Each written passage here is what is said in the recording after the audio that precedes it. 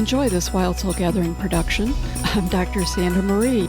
Pour yourself a really tall glass of spiritual curiosity and join me for the Happy Hour for the Spiritually Curious podcast. In the spirit of happy hour, cheers to some new insights, peace, revitalization, and perhaps an aha moment that may change your life. Hello, everyone. Today we'll be talking with Sara Wiseman. Sara, you have a wide range of accomplishments over the years. You're a visionary teacher, you are intuitive, you're a channel, and you've taught literally tens of thousands of people and students over the years with your books, your courses, your trainings. You're the founder of Intuition University, which I myself was able to be a part of. You write an award-winning blog. You were doing the Daily Divine blog. Now you do Divine Astrology. I hope I pronounced that right. And honestly, you also host the popular Spiritual Psychic podcast. But if that's not enough, you're also a singer and songwriter who's won some awards for your music with the band Martyrs of the Sound. So how awesome. And what a difference you're making in the world. Welcome to the show. Oh, well, thanks so much for having you. I'm really excited to be here. You've been immersed in the spiritual work publicly for 20 plus years, and truly you've touched so many different lives and have made a difference. How did you get started on this path? How did it show up in your life, or was it something that was always there? I think the whispers or the hints or the pebbles on the path were there, when I was a child. I was one of those weird kids. I would go to the library and get out all not the Bible, but like the Torah, the Quaker book. Like I would go to the religion section and check out those books. And I don't really think at that age, like I even understood what I was reading, but there was something about it. I was just deeply attracted to whatever was in there, even though I wasn't understanding it correctly. And I think, even though I would think I officially became psychic in 2000, I think I was psychic for my whole life. I think I had experiences of mediumship. I knew stuff. I just had this different view, like lots of people do, not just me, kind of from the very beginning. So it just took a long time to get on the path. It's sort of the story of my life. It was always there, but it took a long time to get on the path. Yeah. I can relate to that, actually. I do believe we just talked before we started this about getting messages. And, historically, I was not so good at listening and following through. But after you get a few spiritual kicks in the butt, you get in line a little bit quicker. And part of it's obviously your spiritual growth. These days, there's a lot of talk about spiritual awakening. That term spiritual awakening is being thrown out there a lot. People will talk about going through a spiritual awakening. Other people are curious about what is a spiritual awakening? How would you describe a spiritual awakening? I would describe it as the moment in which you understand that the worldview that we're given by our culture, by the mainstream media, by social media, by what would the way we're raised, all of those belief systems, you just kind of realize like none of it's correct and none of it's the way, and that there is a way to connect in with I would just call it your soul self or your collective soul. Once you drop into that space, it just sort of feels like a distant memory of all the things you were told. And at that point you're awake and you're starting to walk the path. But it does take that looking at everything and just going, well, that's not really true. And that's not really true. And I agree with that, but it's not really a truth. It's just kind of my opinion or my flavor of how I think. It's letting all that go, letting all of it go is what I think it is. You become aware of your consciousness. You become aware of yourself as soul. That makes so much sense. People become more curious because things that we've been taught or indoctrinated would start not making sense. So you brought up the soul. We are the soul, but many people, I would say, I would say mostly how I hear it languaged is people will say the soul is part of them. And they refer to my soul, and they refer to their soul, our soul, my soul, as a separateness versus a oneness. your thoughts on that, and can you explain it maybe a little bit different? My way of looking at things comes from channeling spiritual teachings. And so I have many various opinions and do all kinds of reading and study, but I base my work on what I receive in channeling. I mean, maybe at the end of my life, I'll be like, whoops, I was following the wrong path this whole time. I don't know. But in the channeling, they say pretty specifically, like we are in a human life, we are our body, our mind, ego, personality, which is what's usually running the day, and then the soul self, which is consciousness. And the bigger part of this is that the soul self is not separate to us. It's part of the entire collective soul, which is consciousness, which people often call that God or source or all or oneness. We are in this container, but at the same time, we are a part of this collective that is consciousness. So we're all those things at once. It's how I look at the world.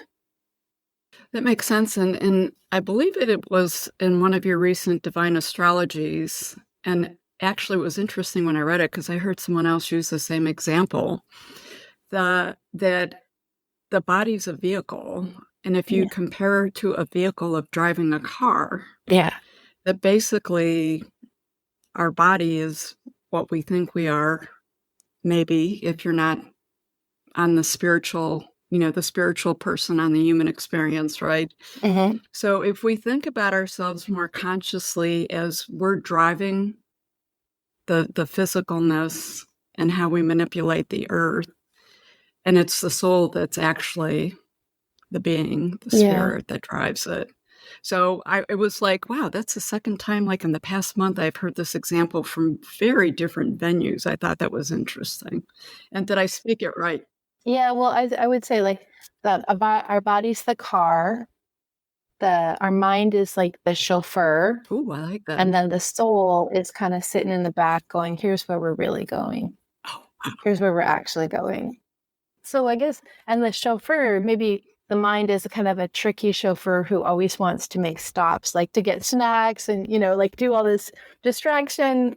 And the soul's and the going, no, we just keep pressing on to our ultimate destination. Wow, that's great. That's a great example. Can you give tips or examples on what would living from the soul look like? I think it's about kind of detaching from drama, is for me personally. Drama of, like relationship drama, dog drama, social media drama, political drama, just like kind of stepping away and sort of just seeing that as a kind of reality that a lot of people are attached to, but isn't really that real. I mean, all of those things are going to fade and be unimportant, whereas the soul is going to keep existing infinitely. I've heard it said in Course in Miracles, but I've also heard it said other places, like the only thing that's real is the only thing that lasts or can't be diminished or taken away, and that's the only thing. Our political beliefs are going to all go away. Our family drama is going to all change lifetime after lifetime. It's just this one piece of consciousness that doesn't ever shift. That never dies, never lives. It just always is. Okay. Yeah. I like that. But I think the main thing is like whenever you see drama, or maybe I'm just speaking to myself. Whenever I see drama, it's like, that's not the direction. That's the incorrect direction. Just back away. Wait for further instruction. Drama. Anytime there's drama, conflict, a lot of heavy emotion, it's just like it's all the mind. Just the mind. Okay, that makes sense. I sort of do that frequently myself. I'm having a conversation and explaining something, and then I'm like, I think I was just saying that to myself, really, that I needed to hear that. Sometimes our words to other people are words that we really need to hear ourselves in their own way, right? For sure. Yeah, absolutely. So much like just the synchronicity of how we run into somebody and then we just say or they say to us what we need to hear for sure. That's great. I'm Yeah. currently working on a project, a self-love project that's sort of a spiritual exploration challenge that I'm looking to do in the future.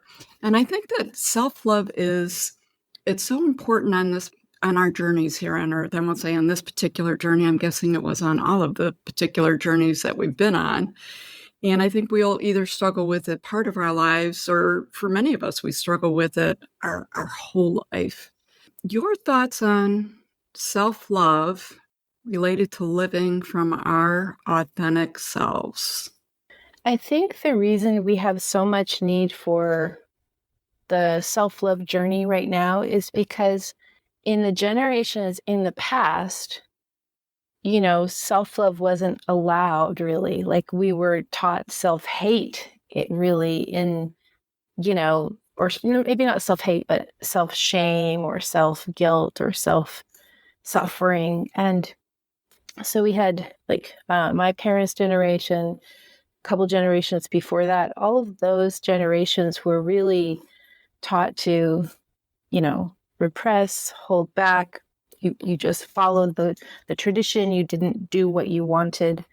And so now that we're getting more aware, this entire shift of, well, that is not the correct view of how we should be in our lives. We really need to really flip the other way and accept everything, love ourselves completely, love, not even dare to, but allow ourselves to be fully authentic. And so it's almost like the shadow side and then the positive side. And it's coming in so strong now because it was so strongly the other way in the last, I'd say, 3 generations. I don't know what it was like before that, but I imagine it wasn't that great then either. Yeah, I would guess not. And Yeah. I hadn't thought of it that way. And you're right. We are taught unconsciously or consciously self loathing, the suffering. I mean, Yeah. when we get into a lot of religious dogma, suffering is a badge of honor. And in fact, it has been seen as a badge of honor. I would say, even in my world, with work and Yeah. sacrificing. You sacrifice for your kids, you sacrifice for your family. And it's just, I think at Mm-hmm. this age of my life, it's become this huge aha. Like, what were you thinking? Mm-hmm. Suffering is optional, and it's a Yeah. whole new mind shift. And I'm so excited for these new generations coming up because they truly do see it differently. Yeah. I think also the idea of, you have to sacrifice for another. And at a certain point, I mean, the generations before us were working pretty hard on just surviving. So that was their task. We have slightly more luxury that in not in all parts of the world, but in some parts of the world, we have the option to do more than just survive. But kind of sometimes sacrificing, right? We're sacrificing for our kids and sometimes that also equals some level of control. Like, I'm going to do this for you, and then you owe me. And self love really allows all of that to go away. It just allows, I will be the best the best myself in all my aspects that I can be. And I'll also grant you, my child, my grandchild, whoever it is, my relationship, the same freedom. I don't have to control the outcome.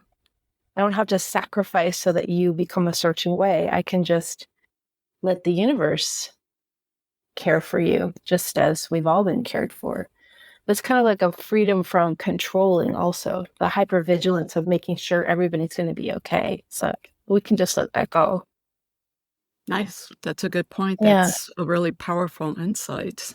Yeah. Yeah, the control thing is sort of blowing up all over the place right now Yeah. in Yeah. our world. So Yeah.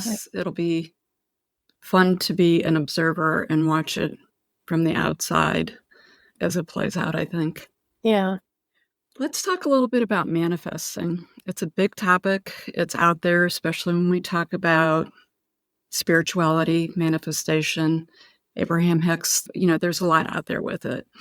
And we have the law of attraction. It all seems so easy, but yet people will become very upset and concerned because they feel like their manifestation process it didn't work for me. What did I do wrong? It's not working for me.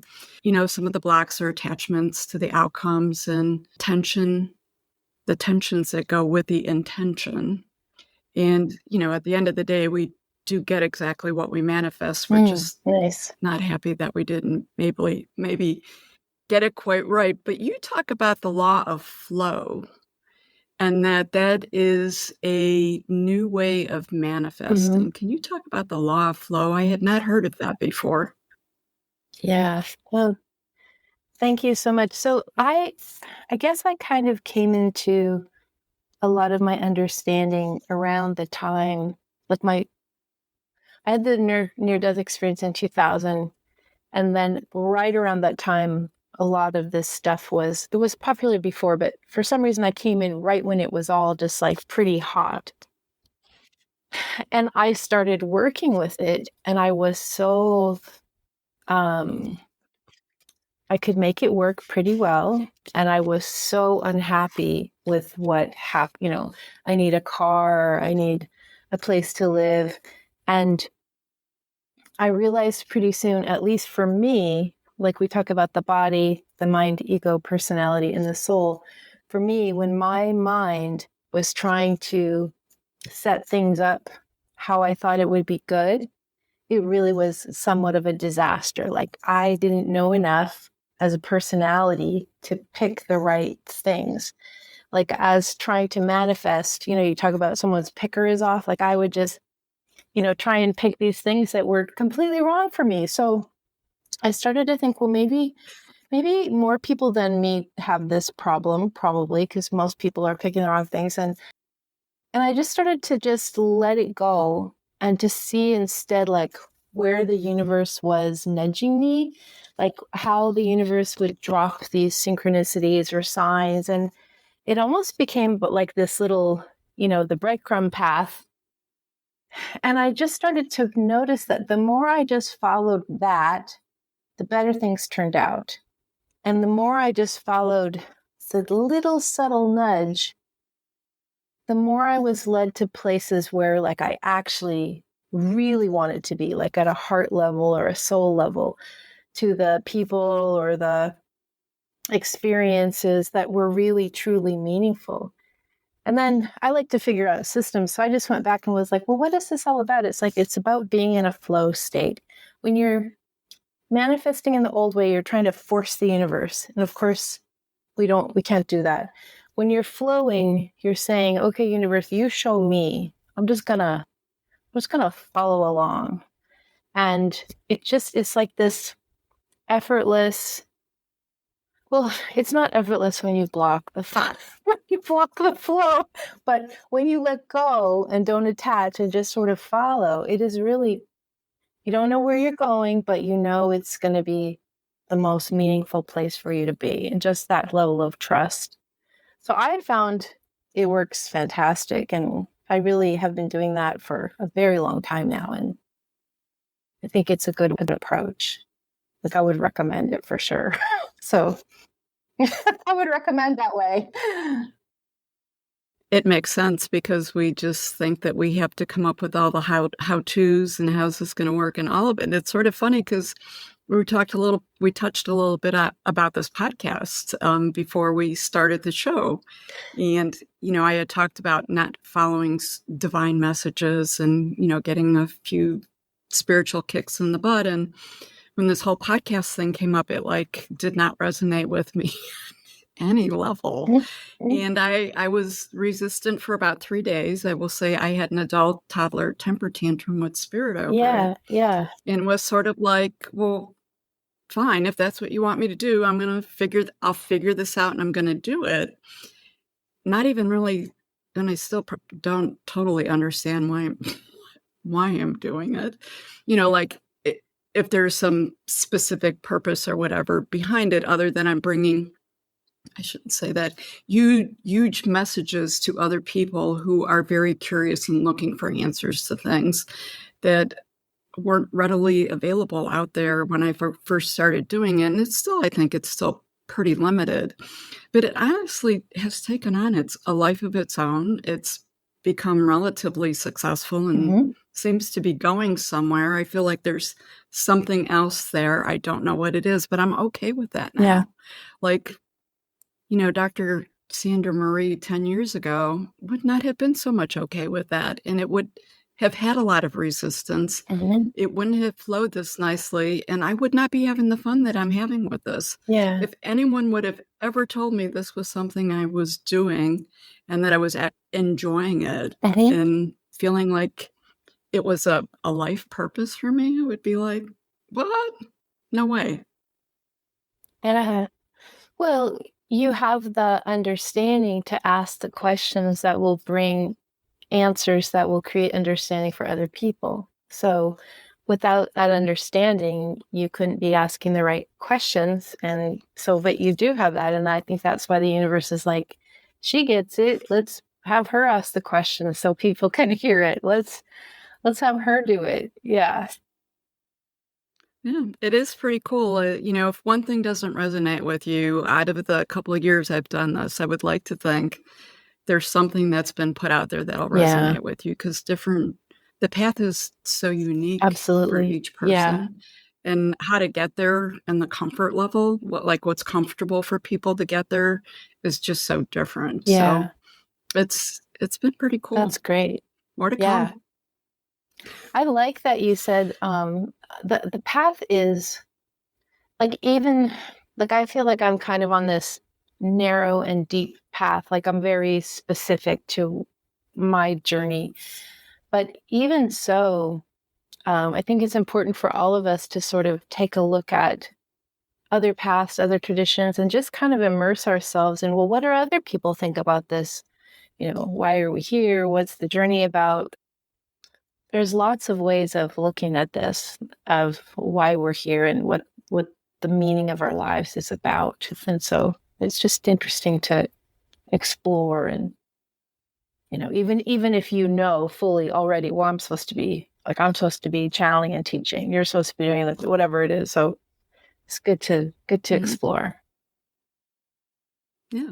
Well, even when we were talking about self-love a few minutes ago, I met someone and they use a lot of different techniques for just little self-love to get you through the day or whatever. And this was fascinating to me is he has you say, I like myself. And I've moved away from I love myself because I love myself is easy for me to say. Mm-hmm. It's easy for me to say. I said this to one of my kids. Well, my daughter actually had this watch she bought me when she was in college a long time ago, and she had it engraved. And when she gave it to me for Christmas, she was crying. She was upset. She said the engraver put the wrong thing on the watch. And I says, it's okay. Like, I really appreciate it. It was really a cool piece watch. It was very hippie. I loved it. And when I looked at it, it said, I like you. And I looked at her and I says, you know what, Linz? A lot of kids love their parents, but they don't really like them so much. Yeah. So if you like me, honestly, this means more to me. That's Well, what's great. interesting over the years as I've done this work, to say I like myself was so much harder to say than I love myself. And I really started paying attention to that. And so when, I'm working on shifting my energy from whatever energy or event that may be going on, or, a difficult meeting, I'll just take a deep breath and say to myself, I like myself. And it's such a shift, but it took me a while to get there. So I think that's the gift of what you said, listening to different people, is just different little ahas will pop up with you. Yeah. Yeah. And then you can take what you need the most or that make the most sense and use it for as long as it makes sense. And then maybe it'll continue forever, or maybe there'll be something else. And just kind of being open, the universe will provide, the little drop of nectar that you need in that moment. Yeah. Yeah, definitely. In your work, you talk a little bit about divine portals. Can you talk a little bit about divine portals? Oh no, here we go. Yeah, yeah, I journey around a lot in meditation, and I don't know, like I teach a lot of folks, and there are some groups that I've been with, for multiple years where we are doing meditation together, and I know that those people can journey the same as I can. So I know that lots of people can do this, but I still find it kind of amazing, like where, like yesterday we had the solar eclipse here, and not here, the worldwide, not just for me. But it was just for you. It And was just for all of us. that would be, that's, well, there you go. It was just for each of us. But um, during that, I was meditating during that, and these beings came who I'd never met before. They were sort of Mayan or Aztecian. They had like these golden caps and these rays streaming out. And then I thought, well, maybe those are actually like a halo. Maybe I'm seeing it wrong. But and we went into this space I've never been in. And it's not necessarily common for me to have those beings, but journeying into like an alien portal or a Celtic portal or a past life portal or to the next grocery store to see what's going on portal. Like, it's very easy for me, that's one of the things that's easy for me, is to just go into different spaces and time in the dimension in meditation. So a portal, I like to think of it as, I don't know, it's just like a little place anywhere where the veil is thin, maybe might be a way, or it's like a little doorway you can slip through in your consciousness to go elsewhere and see what's happening.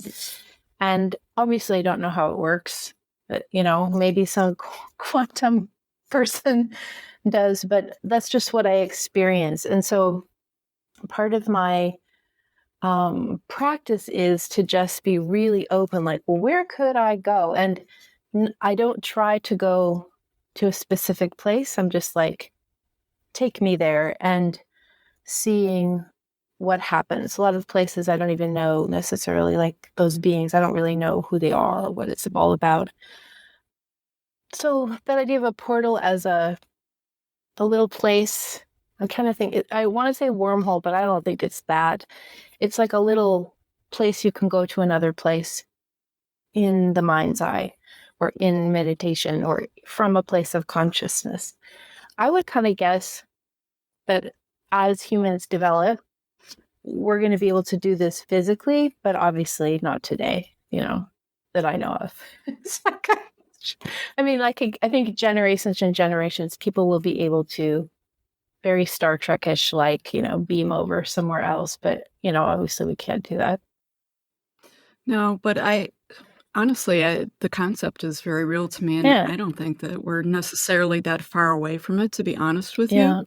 I do a lot of work with a fellow named Jim Self, and he talks a lot about the mechanics of spirituality. Mm-hmm. And the first time I heard the term, the mechanics of spirituality, I thought, well, that's interesting, And then, but it's all the sacred geometry and the vibrations and, the color coding and all of these things play together. So when you were talking, I know what you're talking about. It's very real. And I was chuckling inside when you said, I'm not exactly sure how it all works. Yeah.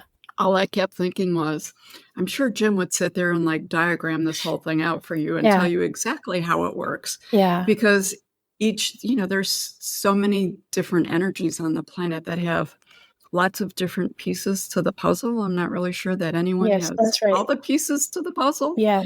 But there's a lot of pieces to the puzzle out there. And it's like, a lot of times anymore, for me, it's like, wow, that's another piece to the puzzle that I didn't get as I'm putting the puzzle together to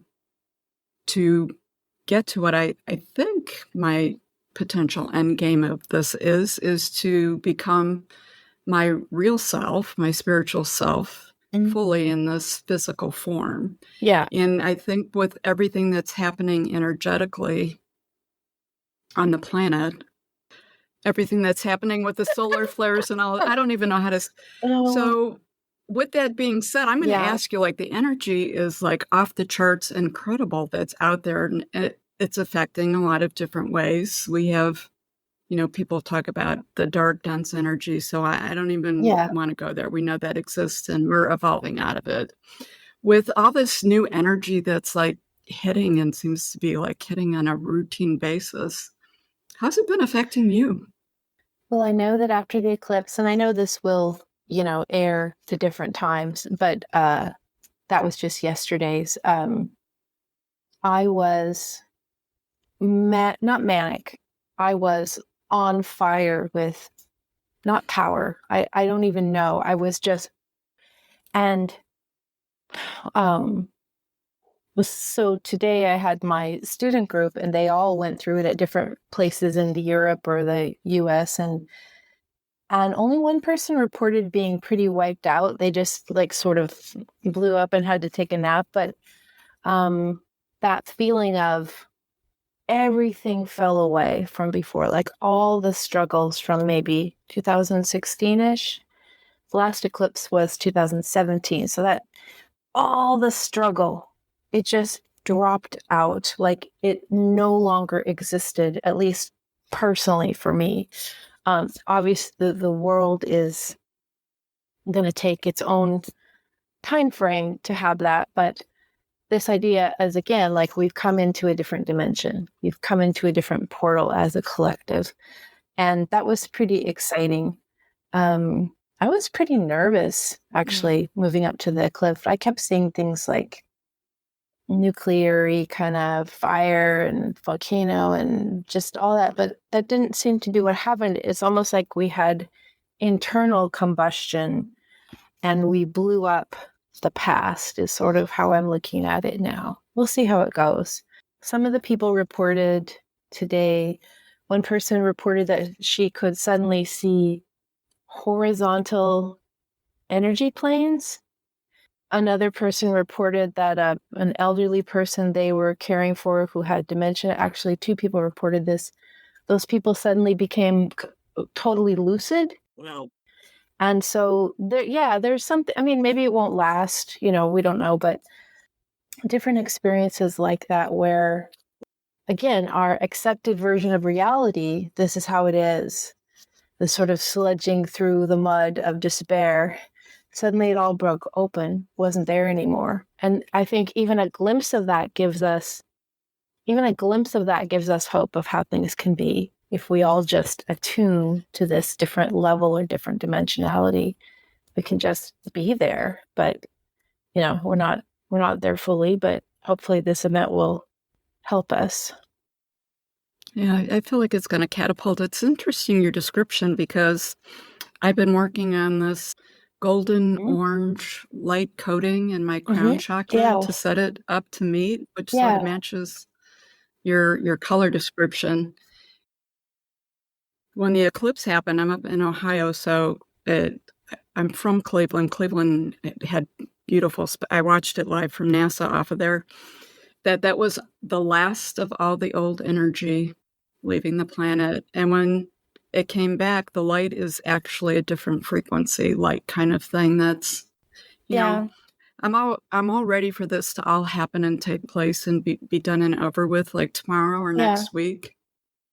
And I have to keep remembering this is a process that will probably take 10 I think it's going to happen a lot quick. We're not talking generations, I don't believe, but I think. Yeah. I don't know, but I think, when we paradigm shift at that level so quickly, it's like giving someone here in Oregon just won the like $1.3 billion lotto, right? So that person, they should be terrified. Because that amount of change is too much all at once. Yep. And so that kind of thing too, like I don't know when we'll all get to consciousness, but there is something to be said for kind of letting things be at a pace that's comfortable for everyone, because otherwise we'll just kind of blow our circuits, it's too much to handle. And also, even so many people are so immersed in the shadow side of life if they come into light, they will have to process their regret, they could just come through clear, but there may also be this processing of despair, shame, grief, regret. I don't know. I would imagine, at least in the old system, waking up and kind of like looking at the past, how you lived, there may be some coming to integration with that. I don't know. I think it's a really interesting time to be human. And this idea, we do get to be here in this really special time. It's amazing. Yeah. I was gonna ask you that. I mean, this is I want to say this is a once in a lifetime. Yeah, but it this is. is a once in all of the lifetimes that could ever have been lived time. Yeah. And here we are experiencing it, talking about it, and actually being leaders and teachers to help people through it. Like, this is just so intensely special. It is. And, we're women. We have, unlike before, we have literacy, which we wouldn't have had several generations ago. We're free the society is free enough that we can, at least today, spread these ideas without fear of religious or political, retribution. So it's kind of amazing. Yeah. Yeah. It's a beautiful thing. I love it. So next, this is going to be a little bit different. I'm going to throw a couple of concepts out and ask you to differentiate between the two of them. Ooh, a test. Okay. It's not, you're going to be like, oh, once I do it. This is sort of your world. Maybe. Don't ask me about cooking though, because I have no answers for that. I cannot do that at all. Or gardening either. It's like nothing practical. Okay, I'm ready to go. Okay, fair enough. Then I think we're going to do well with this. Channeling versus receiving messages. People seem to get confused about that. Oh, I think they're the same. Okay. I suppose channeling is more traditionally used as people like Seth or Abraham Hicks, where they're channeling through voice. But I pretty much, as far as I know, I only channel in writing. I consider that channeling too. I would, if I'm trying to say it in a softer way for people that maybe don't like that term channeling, I'll call it receiving. But I think they're identical. You just open up and you become the channel. You become the receiver. You become the chuver conduit. It's all the same.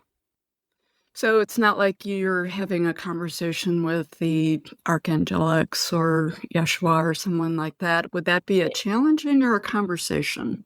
Sometimes I don't think there's any differentiation. Sometimes there'll be more of a character, but at a certain point, it's like a guide that has more of a personality. Yeah, but at a certain point, the information will start to come through so quickly or so clearly, like you even forget. It's just like just coming through, and you don't even relate to, like, it's not a slow process. It's almost like a downloaded sequence of language or music or, art, I guess, things that come through. Okay. So I don't think, like, I never experienced like the slower, like, question response. I experienced more like, okay, here I am, and then I just try and keep up. Okay. For me. Is it, well, I was going to say, I don't think it's just for you. Is it hard to keep up with all that stuff, like just blasting in? And sometimes I get stuff and it's like, oh, this is really cool and important. And then, like, I can't remember it in 5 minutes. Yes. Well, I think my process is mostly I work on a laptop. And like right now, I'm actually, since January, I've been receiving, I don't receive all the time or channel all the time. I just think I can't do it more than like an hour. That's about, then I get kind of pretty tired. Like, I try not to take any breaks. I try and just, and that again, that exhaustion. But I've been doing it for a long time. I mean, at the beginning, I could probably do 5 minutes. Oh, okay. So it's sort of like you get your stamina kind of to stay with it and not get tired. Okay. It's sort of like your energy starts to match and yeah, you're able to meet it where it's at a little bit more. I don't Yeah, know. or maybe you just, I'm not sure. Oh, it almost reminds you like if you're weightlifting, you can't lift very much at the beginning. And then if you just keep going, you can lift more, but you got to keep showing up. That's how I see it. Yeah, that makes sense. Actually, that's a great example. Yeah. Okay. Knowing versus thinking. Ooh, so those are very different, I think. Well, in the way that I would use them. Thinking is the mind, it's knowledge, it's facts, science, it's the person you mentioned who has all the systems of knowing how to go through portals. Knowing is you just know. It's so fully complete to you that you don't even have to put it into words or explain a system. You just do it. Thinking would be, I'm going to learn this dance step and I'm going to watch a bunch of TikTok and take notes and left foot, right foot, shimmy. Knowing will just be, I'm doing the dance. Does that, yeah, that's how Okay. these are, Multidimensional. But no, that makes sense to me. That fits in. Well, these are a lot of questions that actually type of questions I get back from listeners. And I thought, you know what, I'm just going to sort of throw this out here because I feel like these are things that like these are your everyday life. And yeah, I thought, for you, it's like, okay, yeah, this is what it is. right. That's true. Multidimensional versus one-dimensional living. Sorry. Yeah, multidimensional. That's good. Multidimensional is being aware of everything all at once, all the time. Okay. It's consciousness because in my version of the universe, we're always in many lifetimes all at once, in many dimensions all at once. Everything's happening, and we're just in this human life, sort of trying to keep up with one little part of it. One dimensional, I actually don't think one dimensional exists because I Ah. believe in multidimensional, Mhm. but I would say that is the social construct, the culture. You get the job, you in some lifetimes you get the job, you get the spouse, you get the family, you work, you go to church, you die. Like that, it's just there's no room for any other view. That's how I would see it. And that's just a very limited example, but that idea of following in a set path with no other, with blinders on to any other ideas. Well, you explained that better than I would have said it would be someone who's in denial of everything Oh, else that's, that's yeah. going on. Like it's sort of like a fallacy type of Yeah. mindset that the one dimension. Next. Nope, go ahead. You're thinking of, no, you pondered it. Well, I think sometimes people live in denial or in one dimension because they're really terrified of feeling what will happen if they go into these other, and then their lives have to change. They're terrified. So they're like, I'm just going to stick on this path. I know it'll work. And it will. It's just not that exciting of a way to live a life. I'm glad we went back to that because as soon as you said that, I thought, because it's not safe. Yeah. Consciousness and spirituality. Well, consciousness is a state of being, and spirituality is more like the name for the belief system. So consciousness is like, let's see, spirituality is like Catholicism. It's a segment. It's a belief system. Consciousness is just the way. That's interesting that you said that because I was debating asking this, but now I'm going to ask it. So, do you see the term spirituality fading away? I almost feel like spirituality, what is spirituality now is what religion was, Yeah, for the yeah, past eons, and that spirituality will start to shift into the one yes. consciousness.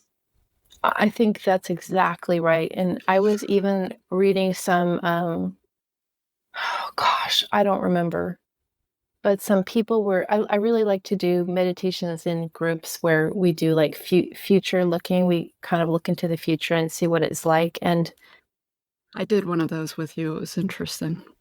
yeah, okay.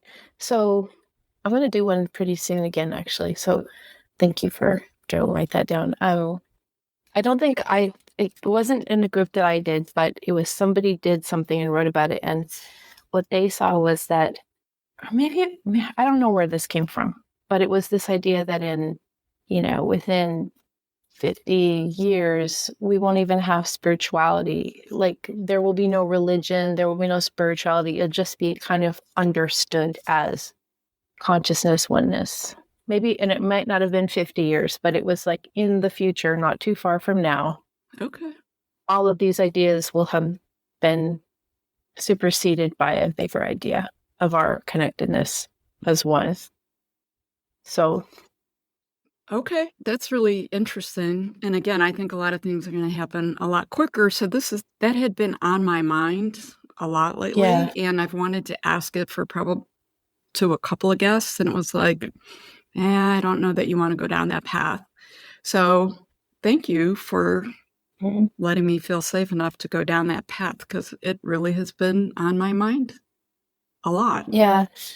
Yeah. And it's, as people come out of religion into spirituality, that's kind of, for some of them, that's a big enough leap. And then if we're saying, oh, we're not even going to have spirituality, then that's like, what? No, it's too much change. So I can see why you might have had hesitancy, but I think it will work out over time. Yeah, I think it will. And, my podcast is about spirituality. And I'm like, do you really want to go down that path with this? And no, it's good. I think that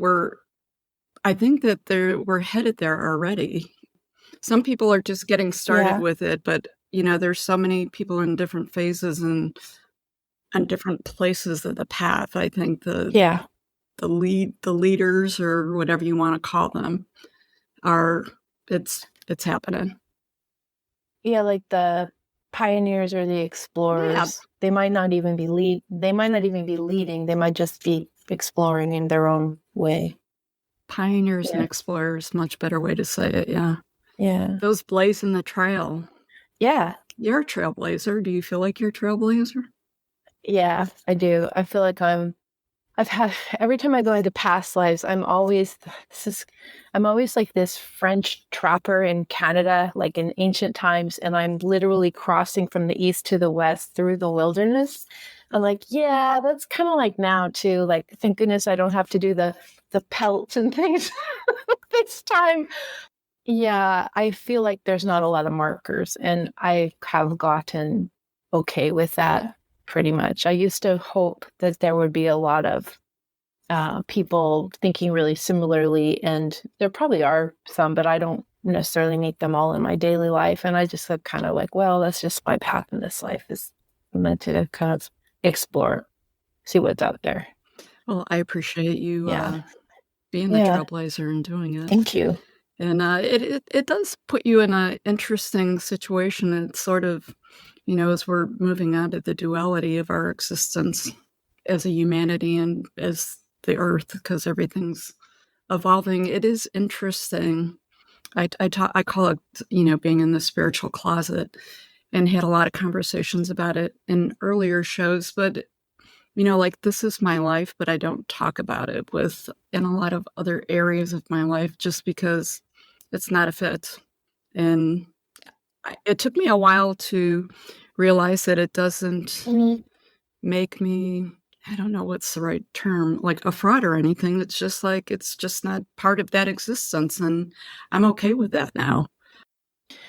Yeah, that's really good. I think, like, especially, we used to live much more rural, and now we live more urban. And I really had thought, oh, it's more population, I'll meet lots more people who kind of have the same view. And like, no, not at all. Definitely everyone's more liberal, which is great.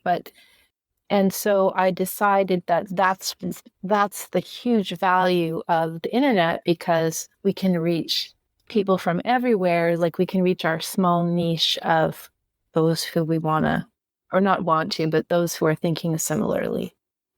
Yeah.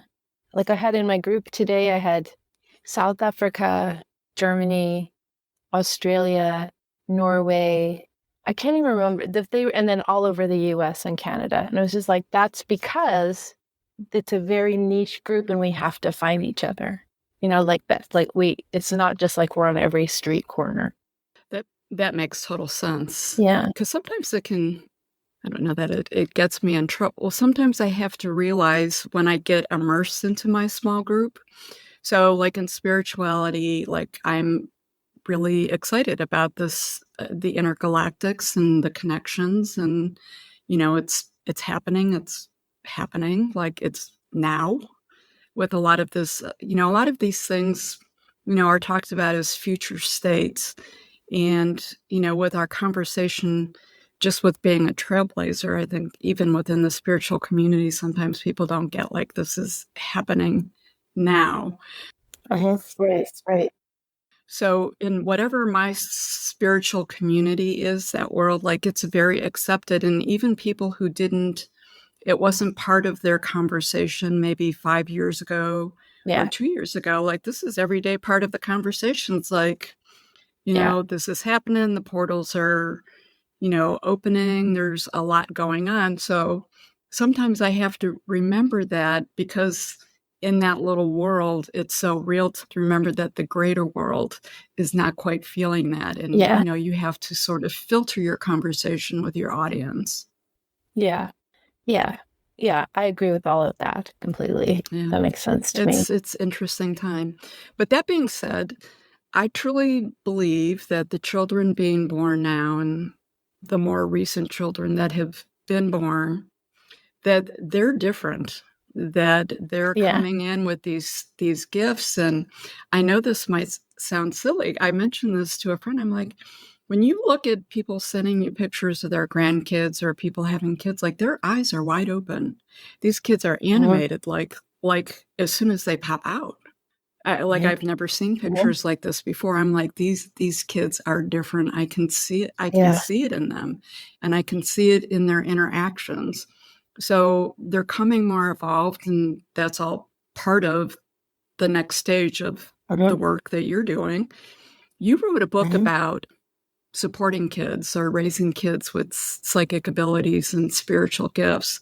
And I almost feel like it's a book that like is going to hit significant popularity like now or in the next couple of years, because I just feel really strongly, and this gets into the knowing thing too, these kids are different. And grandparents are of my generation, or even the kids, like I don't know that they're going to quite get their kids. Can you talk a little bit about that book and some of the tips that you put out there? Yeah, thank you. I don't have grandkids yet. I'm hoping that someday I might, and I'm pretty excited we'll see what the parents say if it's allowed, but if it's allowed, I'm just going to train those kids like all the techniques, like, let's go, you're 2 years old, let's do this. So we'll see if that happens. But the book, it's called Your Psychic Child, and I wrote it when I was pretty deep in the raising of my own. I had, I think, 3 kids at home at that point, and maybe the youngest was like 4 or 5. And so I was able to kind of look at them all in the different stages of like toddlerhood, young child, early teen kind of thing, and just sort of assess like what they could be taught and how to teach them in a way that would make sense to them. And so like instead of a spirit guide, we worked with the idea, I don't even remember what we called it. It wasn't called a psychic buddy, but it was sort of like that. Like you give them a way to have the language for the being that they're already in connection with. Like my daughter had the being Squishy, who was always with us, this being, and you give them the language so that they can do the work without getting really heavy on the terms that we would use. And there's some apps, like mindfulness apps for kids. They're kind of starting to do this, but it provides a softer language that shows the kids how to do all the techniques, or many of the techniques, in a way that's age appropriate for them. It doesn't really get into too much oneness theory. It's more like the how to, like, Mm-hmm. because kids can do these clairvoyant techniques just like that. Like they're so fast, it's not even hard for them. They're like, what else you got? They're like, show me this, predict this. Okay, done. What else? Predict this. It's just so simple for them. And it's just they don't have the belief that they can't do it. And so it's still retained. They're pure and they've not been Yeah. socialized out of it. Like, Yeah. Yeah, they just they're don't. socialized out. I know with I have some grandkids when they were younger. They have a little bit of an obsession with crystals Mm-hmm. and love to play with the crystals and the tuners. And they'd like be 2 or 3, and they were very drawn to them. And so I would just like have them pick out the tuner or pick out the crystal and then sort of look and see what it meant. And it was fun. And it's actually, I was learning from them, to be quite honest with you, because I felt like they were very pure in it. But, I did get talked to for a couple of times, like, what were you doing with the kids when you watched them today? Oh, first. Um, You're teaching them that witchy stuff. yeah. So, yeah. Well, But it's all good. yeah. It's interesting. I'm not really very, like, we have in our house tons of crystals that are very specific and important. And I am not very, I think because I'm mostly air signs, I'm not really very attached to crystals or like it's all clairvoyance and channeling for me. And I think that's interesting. And then other people will be, very much into that, or maybe they'll do animal communication, or they'll do hands healing, or they'll do mediumship. And I'm just very specific to my area, and I can do the rest, but it's not my task. And so I think it's interesting that we have all of these sort of precise, specific talents, and then, making the puzzle together is sort of what we're doing. Yeah, no, I agree with you. And again, that goes back to different people get attracted to different pieces of the puzzle and making it all work. Different parts. Yeah. Do you leverage nature at all for your own sanity as well as your spirituality? Yes. Oh, yeah. Yes. Yes. As much as possible. Yeah. I don't know. I was thinking it's so interesting because the last 30 plus years I've lived along very close to the Willamette River. And with each move, like, oh, now I'm on the Willamette River in Oregon here. Now I'm on it 6 miles here. Now I'm on it 1 hour here. I'm always on this consistent, and I think it's this specific river too. Like, I'm like, why? But the sense of place, the eagles, the trees. It's just, that is the forest out here of Pacific Northwest is just astounding. It's so clear when you go there and just kind of relax. So I can't get enough of it. And I don't do anymore. Like, I used to do more deep nature. And now that I'm older, I'm kind of like, well, maybe not today, but just even a little bit is astounding. It's so amazing. Yeah, I think it's really important. And I think it's not in a lot of people's purview. And even when you live urban, there's a lot of nature in urban areas. Yeah. It's just shifting your mindset and looking to see what's there and how to use that. Yeah, I'm kind of shocked by how people don't know what that is or appreciate why. Sometimes going down to this park, so I'm in the city now, and going down to this park on the river, and it'll be a beautiful day, and there just won't be that many people there. I'm like, this is the best place you could be. And then other days I'll be there in the rain. I don't mind. I just put on my jacket. It's like, this is astounding. And nobody's really there. You'd think it would be the main attraction, but it's not. So that's that idea of the waking up, over time, it will change. Well, that's true. That makes sense. I know when I lived most of my life in Cleveland, they have beautiful metro parks, and it's, right on the lake and stuff. And it's exactly what you said. I would go down to this vast area and these metro parks with the river, the Rocky River and stuff. And literally I'd have the whole place to myself. It was sort of a beautiful thing. Yeah. And the nature is like, oh, who's that? There's a human who knows that we're here. Let's go see, and let's have that communication back and forth. The awareness is about two ways. It's not just us to them, it's them to us. Well, and I think that that's important that you brought that up, because the planet and everything on the planet and beyond the planet's alive. I think many times that gets missed, that there's life in everything, which means there's energy in everything. I mean, you go back to crystals or rocks, right? Well, those puppies are interacting with you. Like, you can feel that energy. And it's specific, but that's, someone else might say it's a rock.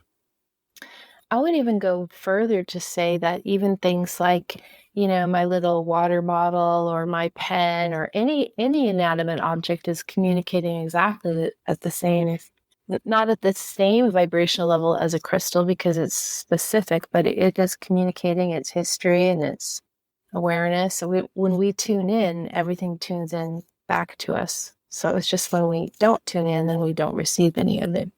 Yeah, that's a mindset that I think we'll be seeing shifting more and more in the mainstream. A little bit of a ways to go there, but it's that recognition that it's not just us. Oh, yeah. Like we're just a small part of the microcosm. Yeah. In the bigger picture. I was thinking when we did those future meditations that we discussed a little earlier, one of the things that came out was the importance of the plants and all of plant life to like in those future, I think we did, I don't know which one you were in, but we did 3 years, 30 years, and 300 years. And I think at the 300 years, the plants were revered as one of the most important parts of life. Like they were the beings that were the most important to our survival, our health, our food, the oxygen, everything it was the plants. The value shift. Yeah. It's actually the recognition which creates the value shift. We take an awful lot for granted. Yeah, definitely. Yeah. So, Sarah, speaking of that, if someone wanted to work with you, what would that look like? And how do they get a hold of you? It's like I thought about that question, and I thought you have so much out there. Your spectrum is very significant. So I'll let you run with that. Yeah. I think if people want to work seriously, they would want to be in the group training, which is, it's not hard, but it's intense. And then for people who, and that's for people that like, I'm going to dive into this fully. And for people who want to have a self-study, take their own pace, it's affordable, then we have courses. And then the last would be the books. And I only say that because I'm working on some new books right now. So books are great, but I haven't had anything new for a while. So what's coming is not there yet. And that will be really amazing, but I'm not done. So, and then I do have a YouTube, which is pretty active. Like I'm teaching on that at least once a week and sometimes more. So that's good. So it's sarawiseman.com is the website, and they can just go meander around and look and see what seems appealing. I tried to have something for all levels of interest and time, and then there's also a free mini course, which I really think is cool, The Magic of Blind Readings. And that's just, you can just sign up and that's a free gift that people can see if they like this style of work. Because honestly, if someone came in and they were like a super hands healer, they shouldn't be doing clairvoyance and channeling. They should go take hands healing work, So sort of like making sure it's a right fit is really important. So, because everyone has these different gifts. Nice. Thank you for everything you're putting out there. So we talked a little bit about the craziness of the world. Some thoughts for the folks that are listening on a way that they can keep their center and manage what's happening there. Yeah, I think this idea of when there's drama, disengage. And that also means in your mind, when you get all flustered by what you're reading and looking at. And I mean, part of it is too, like we have the news feed, and it's it's not all true actually. So there's a little surprise there. So like just continually disengaging from the drama and asking to see what's real. Just pray or meditate and just like show me what's really going on. Even in spirituality, there's tons and tons and tons of misinformation and fear information and superstition. And just like, okay, if I feel agitated, I want to disengage from that, and I want to just go into my soul self and meditate and ask, what's the real guidance here? Like, what is really happening? And go with that instead. Follow the chatter. It's like none of it really matters. What's really happening, you're going to know. Okay, that makes sense. Yeah. I know I've been saying all year, turn the TV off. Yeah. Turn the Oh news my off. gosh. Yeah. Get your phone. Don't look at your phone. Yep. Drop out of a lot of social media. Yeah, just again, drop out of family drama if they're telling you this and that, the fear, just drop out. Just drop out. It's not the truth. So Okay. That's yeah. very important information. Yeah. So as we're going to tie this up, any last thought for the listeners? No, what an interesting conversation, and I'm so grateful to have the chance to reconnect with you. It's been wonderful. So I do want to thank you, and I do want to take this time to thank all of our listeners out there who take time out of their day to listen to both you and I, Sarah. And again, thank you for all your work in being that trailblazer out there. Until next time. Thank you. Thank you for joining us for this episode of Wild Soul Gatherings Happy Hour for the Spiritually Curious. To learn more about our guests, please go to our website, wildsoulsgathering.com. We're very eager to hear from our listeners what you thought of the episode, topics you might like us to cover in the future, your thoughts on spirituality, questions you may have. Please feel free to send us an email at wildsoulsgathering@gmail.com.